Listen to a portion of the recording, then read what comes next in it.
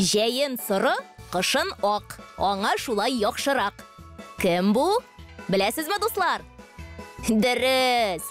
Бүгін оқ қуян білән қуяннар турында сөйләшәбез. Қуянқай, алда әйткен табышмағыбызны аңлатыйк әле. Ни өчен кайбер қуяннар оқ яки сыры төстә була?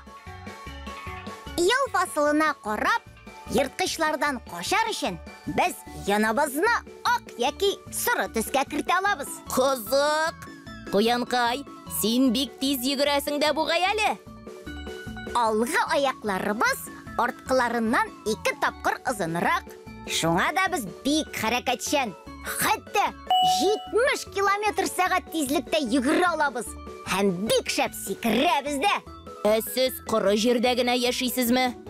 Сер итеп кенә әйтәм. Без йөзә беләбез.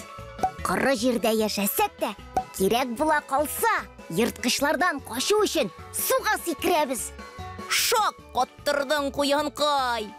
Әйт әле, син бала чакта кишер күп ашадыңмы әллә? Тешләрең бик зур һәм сау күренә.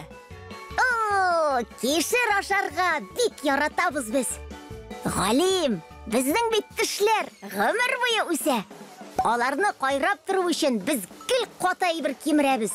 Витаминнарга бай үсемлекләрне бик еш ашыйбыз. Күпме яңалык ачтым бүген. Рәхмәт сиңа, Куянкай. Дуслар, киләсе очрашуга кадәр сау булыгыз.